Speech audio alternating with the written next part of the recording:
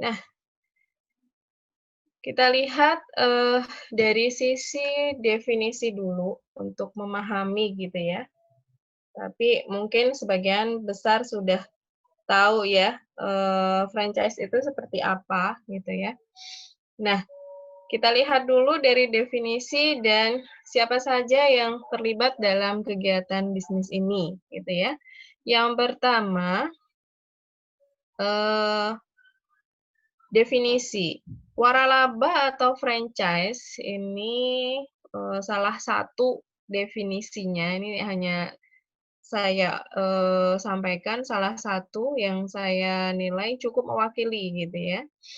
Jadi franchise ini adalah suatu sistem pendistribusian barang atau jasa kepada pelanggan akhir, ya user akhir, dengan franchisor atau pewaralaba yang nantinya franchisor ini akan memberikan hak kepada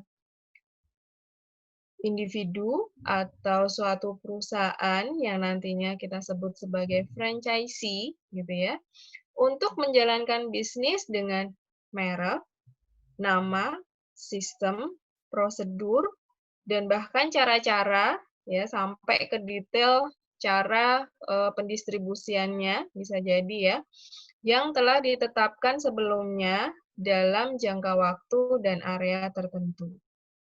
Jadi sebelum mengawali bisnis ini gitu ya, franchisor dan franchisee ini dua pihak yang nanti akan terlibat dalam kegiatan waralaba ya. Kedua pihak ini akan membuat perjanjian berkaitan dengan sistem yang akan mereka jalankan. Yang jelas, kesepakatan pertama adalah franchisor akan memberikan hak gitu ya kepada franchisee ya untuk menjalankan bisnis atas nama franchisornya. Ya, maka kemudian kontrak berikutnya adalah sesuai kesepakatan bahwa franchisee bisa menggunakan misalkan mereknya atau hanya sekedar namanya saja gitu ya. Atau bisa juga sampai dalam sistem pengelolaan pegawainya gitu ya. Prosedur dan cara-cara yang dilakukan oleh franchisee dalam hal pendistribusian barang atau jasa atas nama franchisor, gitu ya. Kesepakatan itu nanti akan dilakukan di awal dalam jangka waktu tertentu. Berapa lama? 1 tahunkah, 2 tahunkah, 5 tahunkah, 10 tahunkah, atau berapa lama? Dan biasanya dalam area tertentu, wilayah tertentu, gitu ya. Oke, itu dari sisi definisi. Kalau contoh realnya banyak sekali gitu ya yang bisa kita temui di sekitar kita, bisnis-bisnis franchise ini. Dari mulai yang kecil, usaha waralaba makanan gitu ya, minuman, makanan, ya, banyak sekali. Sampai besar gitu ya, sampai yang besar wholesaler-nya, grosir gitu ya, toko-toko grosir, ada banyak sekali di sekitar kita. Nah, ini bentuk kerjasamanya biasanya ada 4 macam ini, ya. Dari produsen ke retailer, dari produsen ke wholesaler, dari service sponsor atau penyedia layanan ke retailer, atau yang bentuk terakhir, wholesaler pada retailer, pengecer. Nah, dari keempat bentuk kerjasama ini yang paling berkembang pesat ya dinilai paling berkembang adalah yang ketiga. Jadi penyedia layanan atau service sponsor kepada retailer. Oke, berikutnya 2 sumber pendapatan waralaba. Jadi pendapatan waralaba khususnya yang diperoleh oleh franchisor gitu ya nantinya kurang lebih bisa berasal dari salah satu atau kedua sumber pendapatan ini. Yang pertama adalah initial franchise fee. Apa itu initial franchise fee? Yaitu pendapatan yang berasal dari penjualan awal, hak waralaba, aset, atau layanan terkait. Jadi, ketika pertama-tama franchisee membeli hak waralaba kepada franchisor, dia harus membayar berapa? Nah, inilah yang disebut dengan initial franchise fee. Kemudian, sumber pendapatan yang kedua adalah continuing franchise fee, yaitu fee atau komisi yang secara berkelanjutan nanti akan diserahkan oleh franchisee kepada franchisor, gitu ya, yang akan diterima oleh franchisor, yang di besarannya akan dihitung berdasarkan hasil kegiatan operasional waralaba. Misalkan, prosentase bagi hasil atas nilai penjualan franchisee, gitu ya. Misalkan franchisor berhak memperoleh 10% dari total penjualan yang dihasilkan oleh franchisee selama periode tertentu, 1 tahun periode gitu misalkan. Nah, ini kan dia nanti akan secara berkelanjutan selama masa kontrak gitu ya, akan harus dibayarkan oleh franchisee ke franchisor. Inilah yang disebut dengan continuing franchise fee. Nah, 2 sumber pendapatan ini ya, yang ada dalam bisnis waralaba.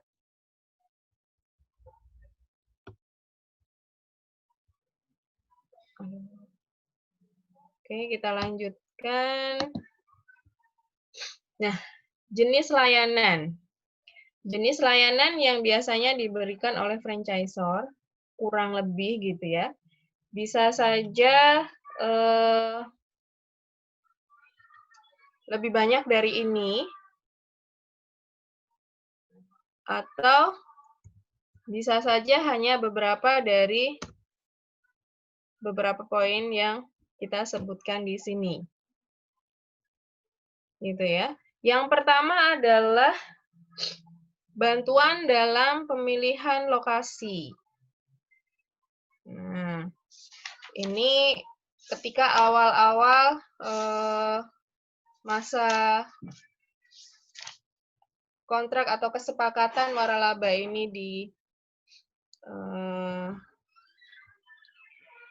dilakukan gitu ya. Hal pertama yang paling penting gitu ya, dan hal ini biasanya melibatkan pihak franchisor. Dan yang pertama adalah pemilihan lokasi. Jadi mau ditempatkan di mana, kemudian sampai pada eksekusi bahkan negosiasi harga sewa lokasi dan sebagainya. Tapi tidak semua bentuk franchise ini seperti ini ya, tapi ini salah satu layanan yang bisa diberikan, biasanya diberikan. Kemudian yang kedua adalah evaluasi pendapatan potensial. Jadi laba potensial, analisisnya gitu ya, kira-kira berapa potensi pendapatan yang bisa didapatkan oleh franchisee, ya.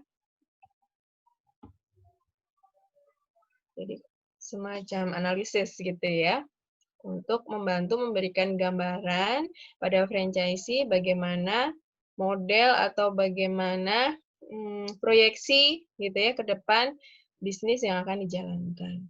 Kemudian yang ketiga adalah pengawasan kegiatan konstruksi. Jadi hal ini terkait dengan kegiatan pembangunan tempat bisnis yang akan dipakai gitu ya. Mulai dari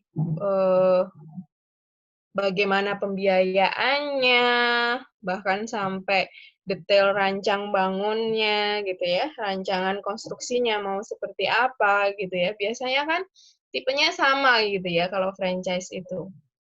Misalkan kayak Indomaret, nah saya sebut merek nih, ya kan? Bentuk model gitu ya, seperti apa logonya, kemudian catnya, desain di dalamnya, bisa jadi sampai situ. Bahkan sampai pengawasan saat atau selama konstruksi, selama periode konstruksi.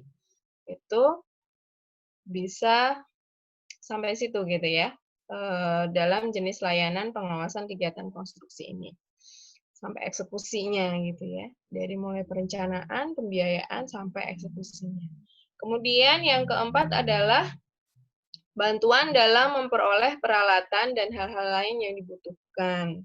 Jadi, misalkan franchise-nya adalah makanan atau roti gitu ya, maka peralatannya sampai dengan ovennya, selain tempat ya tadi ya, peralatannya ovennya, mixernya gitu ya, atau loyangnya gitu ya, dan yang lain-lain. Ini salah satu jenis layanannya. Kemudian berikutnya yang kelima adalah jenis layanan yang berupa layanan pembukuan dan konsultasi. Jadi hal ini bisa di awal saja atau bahkan selama masa kontrak. Ya, layanan pembukuan dan konsultasi. Berikutnya adalah pelatihan karyawan dan manajemen. Nah, seperti kayak bentuk-bentuk franchise minimarket itu ya, itu kan karyawannya dia direkrut, dididik gitu ya sebelum dia ditempatkan di toko-toko oleh franchisor-nya. Nah, yang selanjutnya adalah kontrol kualitas. Ini bisa berupa suplai bahan mentah gitu ya, atau produk-produknya itu langsung dari franchisor untuk menjaga kualitas, dan ada inspeksi dari franchisor yang disediakan gitu ya bagi para franchisee untuk kontrol kualitas produk sebelum sampai ke pelanggan akhir. Yang terakhir adalah iklan dan promosi. Gitu. Misalkan franchisornya mempromokan, udah ada loh gitu ya cabang gitu di sini, di sini, di sini, dan seterusnya. Itu beberapa contoh jenis layanan. Hal ini penting kita ketahui karena nanti salah satu hal yang akan kita analisis adalah terkait dengan performance obligation atas perjanjian franchise itu, berkaitan dengan titik pengakuan pendapatannya.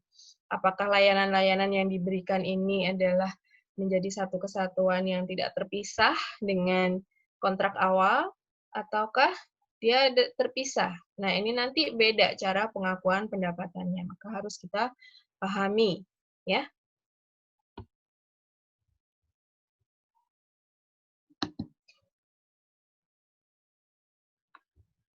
Oke, berikutnya kita langsung masuk ke ilustrasi.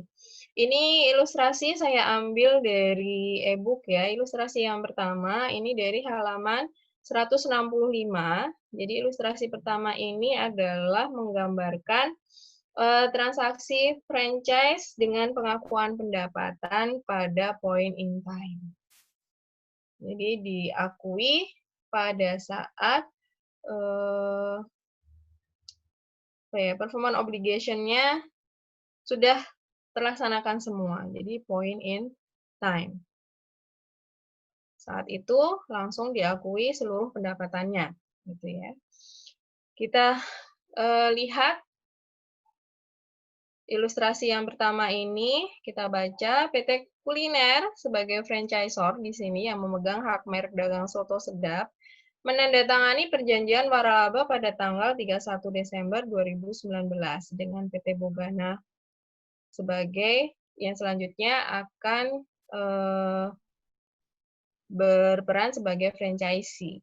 Dalam perjanjian tersebut, PT Kuliner memberikan hak kepada PT Bogana untuk mengoperasikan restoran soto sedap selama 5 tahun. Jadi perjanjian franchise-nya akan berjalan selama 5 tahun. Pada saat penandatanganan perjanjian, PT Kuliner mengenakan initial franchise fee. Nah, ini pendapatan awal gitu ya, initial franchise fee sebesar $80.000 sebagai pembayaran hak untuk beroperasi sebagai pemegang waralaba ya. Dalam jumlah ini sebesar 30-nya dibayar, 30.000-nya dibayar tunai, sisanya 50.000 akan dicicil melalui notes payable yang akan dibayarkan setiap 31 Desember selama 5 kali cicilan tahunan, masing-masing sebesar 10.000. Nah, 30.000-nya tunai, ya 50.000-nya dicicil selama 5 tahun masa kontrak. Itu untuk initial franchise fee-nya. Kemudian, sebagai bagian dari perjanjian, PT Kuliner membantu PT Bogana mencari lokasi, membantu negosiasi harga sewa atau harga beli tempat, mengawasi kegiatan pembangunan restoran, memberikan pelatihan karyawan, dan menyediakan peralatan yang diperlukan untuk mengoperasikan restoran. Diketahui bahwa sehari-hari PT Kuliner menjual pelatihan karyawan dan peralatan secara tersendiri. Nah, jadi dari sini, maka bisa kita simpulkan dari beberapa jenis layanan ini, layanan pelatihan karyawan dan penyediaan peralatan sepertinya terpisah, gitu ya, terpisah dari jenis layanan yang lain. Nah, itu yang harus kita catat pertama. Kemudian kita lanjut, dalam perjanjian disebutkan bahwa PT Bogana wajib membayar royalti kepada PT Kuliner sebesar 1% dari omset tahunan. Dibayarkan 31 Januari tahun berikutnya, tapi berarti harus sudah diakui pada akhir tahun buku. Ya, di 31 Desember kita harus sudah mengakui pendapatannya. Dan wajib membeli produk-produk PT Kuliner dengan proporsi harga pasar atau standalone selling price pada saat pembelian. Suku bunga pinjaman PT Bogana adalah 8%. Dengan demikian, present value annuity dari pembayaran cicilan 10.000 selama 5 tahun adalah sebesar 37.908. Jadi diskon ya, ada diskon sebesar $12.092, merupakan pendapatan bunga yang akan diakui PT Kuliner selama periode pembayaran. Oke, dari sini hal yang pertama kita lakukan adalah analisis performance obligation dan titik waktu, point in time, pengakuan pendapatannya. Analisis yang pertama tadi berkaitan dengan jenis layanan yang diberikan itu merupakan kewajiban yang terpisah atau tidak. Oke, yang pertama tadi hak atas merek dagang, nama dagang, area pasar, kepemilikan, pengetahuan. Kepemilikan pengetahuan ini intelektual ya, intelektual terkait dengan restoran soto sedap ini selama 5 tahun, termasuk mencari lokasi, membantu negosiasi harga sewa dan harga beli tempat, mengawasi kegiatan pembangunan restoran tadi, merupakan satu kewajiban yang tidak terpisah. Ya. Titik waktu pengakuannya, ya, yaitu adalah ketika PT Kuliner sudah memenuhi performance obligation atau kewajiban pekerjaan tersebut, yaitu pada saat PT Bogana memperoleh kendali atas hak-hak tersebut, ya, yaitu ketika PT Bogana mulai mengoperasikan restoran soto sedap. Artinya, gitu ya, pendapatan atas performance obligation yang pertama ini bisa kita akui, ya, bisa kita akui sebagai revenue ketika pembukaan restoran oleh PT Bogananya. Ya. Kemudian tadi untuk yang kedua, performance obligation jasa pelatihan karyawan dan penyediaan peralatan seperti yang saya sebutkan tadi merupakan kewajiban pekerjaan yang terpisah. Ya, karena tadi ada statement bahwa PT Kuliner biasanya memberikan jasa pelatihan dan menjual peralatan secara terpisah kepada pihak-pihak lain. Ya, jadi ini kewajibannya terpisah dan titik poin pengakuan pendapatannya adalah ketika PT Kuliner memenuhi kewajiban pekerjaan tersebut, yaitu saat PT Kuliner sudah melaksanakan pelatihan karyawan dan mengirimkan peralatan. Oke, tadi dua. Ini ya, untuk performance obligation-nya. Dan yang ketiga, PT Kuliner tidak dapat mengakui pendapatan royalti karena tidak dapat dipastikan jumlah pembayarannya. Jadi royalti yang 1% tadi baru bisa kita akui kalau sudah ada dasar menghitungnya. Jadi diketahui berapa nilai total penjualan atau omset dari PT Bogana. Nah, saat itu baru kita bisa menghitung berapa besaran royalti dan bisa diakui pendapatan royaltinya. Jadi untuk analisis performance obligation dan titik pengakuan pendapatan.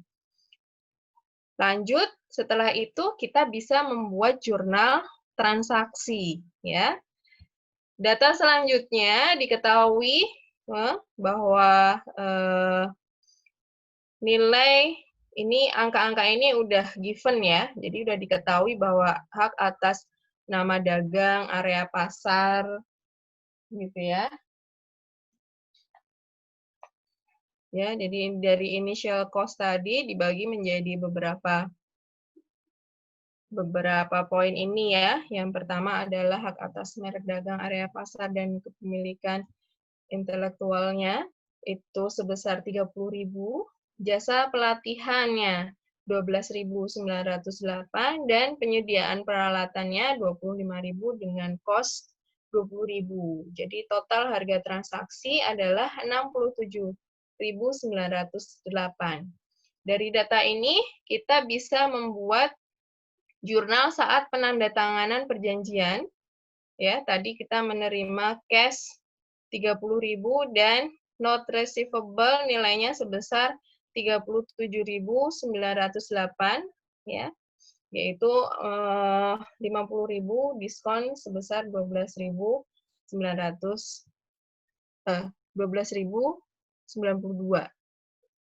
Ya, ini nilai kontraknya ya.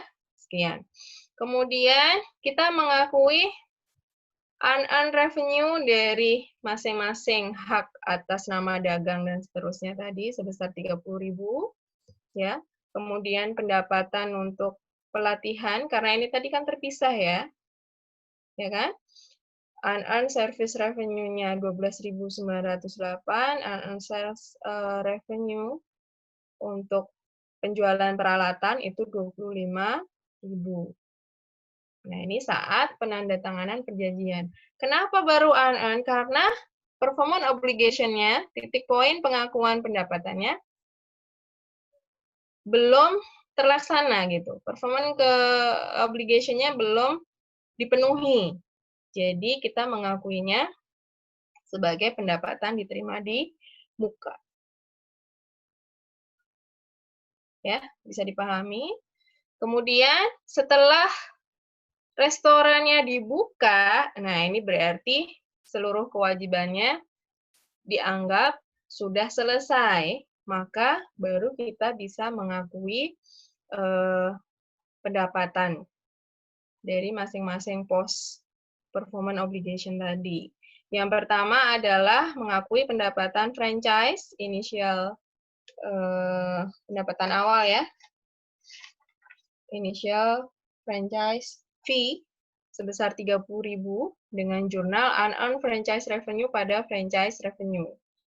Kemudian mengakui pendapatan dari training karyawan, unearned service revenue pada service revenue sebesar 12.908 dolar, dan mengakui pendapatan atas penjualan peralatan, unearned sales revenue pada sales revenue 25.000 dan mencatat cost-nya, COGS pada inventory.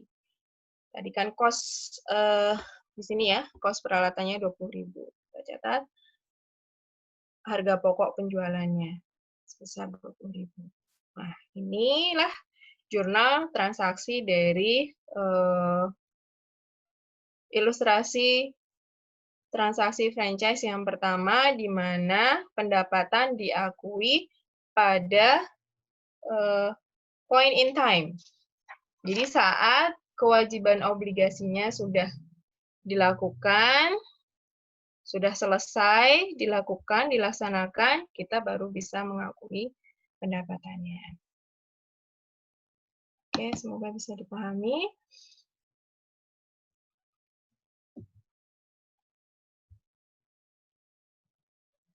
Oke, berikutnya ya, untuk akhir tahun 2020 gitu ya, ketika sudah diketahui hasil omset penjualan dari PT Bugana selama tahun tersebut adalah total 800.000, maka kita bisa mengakui continuing franchise fee atau pendapatan royalti yang tadi sebesar 1%.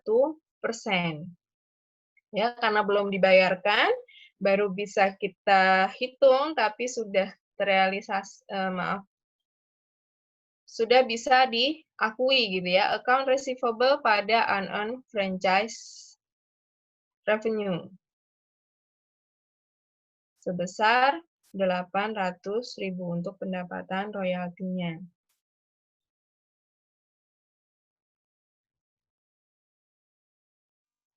Ya. Kemudian pada tanggal 31 Desember juga ketika terjadi pembayaran cicilan, tadi ya cicilan note receivable-nya, kita buat jurnal cicilan dan amortisasinya. Cash pada note receivable untuk cicilan, kemudian amortisasinya note receivable pada interest revenue. Ya, seperti itu jurnal transaksi dari ilustrasi yang pertama. Ilustrasi yang kedua, di sini pengakuan pendapatan franchise-nya dilakukan selama masa kontrak atau overtime. Ya.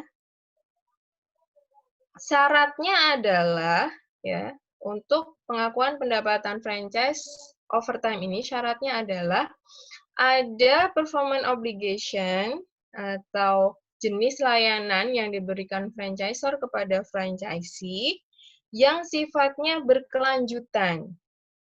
Jadi sifat jasa layanan yang diberikan franchisor ini sifatnya berkelanjutan. Jadi tidak berhenti pada satu titik tertentu, tapi berkelanjutan selama masa kontrak. Contohnya nih ya, di PT Teknomania ini, dia franchisornya memberikan layanan berupa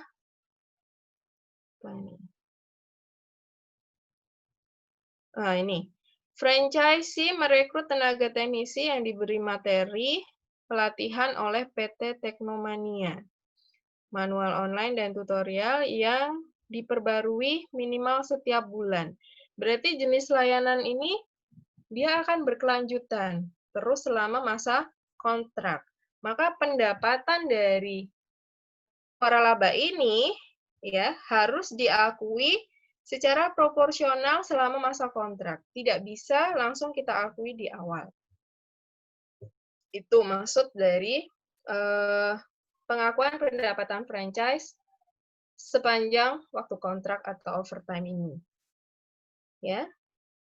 Oke, dari ilustrasi soal ini, analisis performance obligation-nya adalah yang pertama, hak atas nama dagang, area pasar, dan kepemilikan pengetahuan selama 5 tahun, termasuk dukungan teknologi dan layanan pelatihan, merupakan satu kewajiban yang tidak terpisah, karena masing-masing tidak dijual secara terpisah, ya, dan tidak dapat digunakan dengan barang atau layanan yang tersedia untuk franchise. Selain itu, hak waralaba tersebut terkait langsung dengan kekayaan intelektual PT Teknomania, sehingga PT Teknomania yang mampu menyediakan layanan dan memperbarui materi pelatihan, ini kan jenis jasa tersebut merupakan satu kewajiban yang tidak terpisah dan sifatnya berkelanjutan. Gitu. PT Teknomania memenuhi kewajiban pekerjaan sepanjang waktu atau overtime selama periode kontrak. Dalam hal ini, ketika franchise mulai mengoperasikan toko Teknomania, franchisee ya, Teknomania menyediakan akses hak kepada franchisee dan masih harus terus melakukan pembaruan dan layanan. Maka pendapatan franchise-nya harus diakui overtime juga, karena jenis layanannya juga overtime. Gitu ya. Berbeda dengan yang pertama tadi. Ketika toko dibuka, udah selesai. Ya, tidak ada lagi servis yang wajib harus dilakukan oleh franchisor kepada franchisee.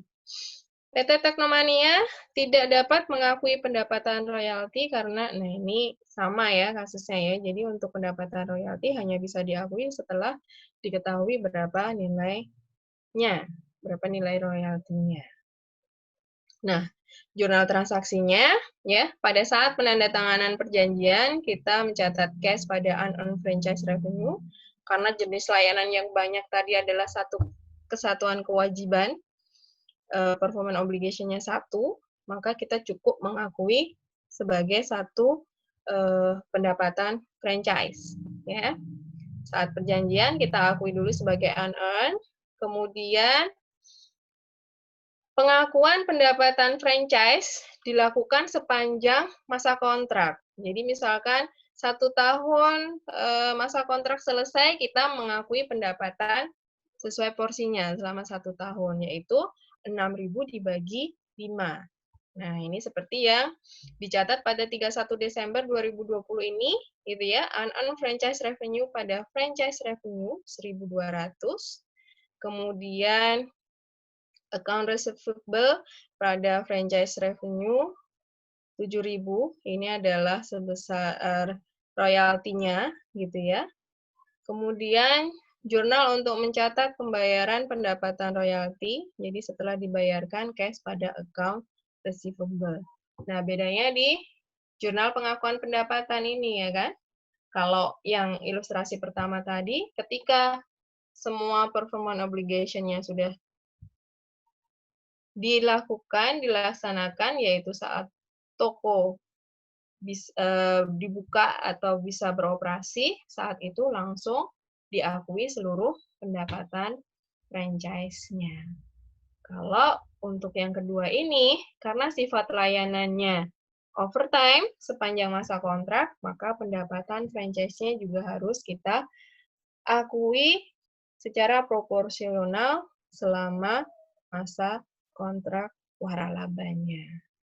Baik, demikian materi kita pada hari ini. Ya, semoga bisa dipahami. Insya Allah mudah.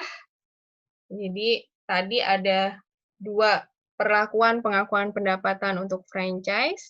Yang pertama diakui pada point in time saat performance obligation-nya sudah finish, dan biasanya di awal gitu ya, di awal saja. Jenis layanan yang diberikannya hanya di awal masa kontrak sampai franchisee siap mengoperasikan bisnis waralabanya. Kemudian yang kedua adalah pendapatan yang diakui secara overtime, yaitu ketika jenis layanan ya, layanan yang diberikan oleh franchisornya juga berkelanjutan selama masa kontrak. Maka pendapatannya harus diakui secara proporsional sepanjang masa kontrak franchise-nya. Oke, itu saja dari saya. Kita lanjutkan untuk latihan, kerjakan soal latihan. Kita ambil dari problem 18-12 KISO. Dari KISO ya, problem 18-12.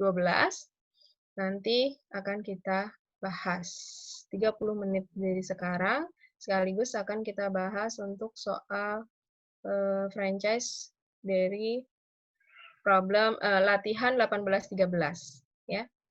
Artinya yang belum mengerjakan latihan 18-13 juga bisa dikerjakan sekarang untuk nanti kita bahas supaya tidak ngeblank banget gitu ya. Baik, terima kasih. Saya tutup dulu untuk sesi review materi. Ya, kita lanjutkan kembali nanti 30 menit dari sekarang. Oke, selamat mengerjakan latihannya. Baik, Bu. Oke, saya akhiri dulu ya.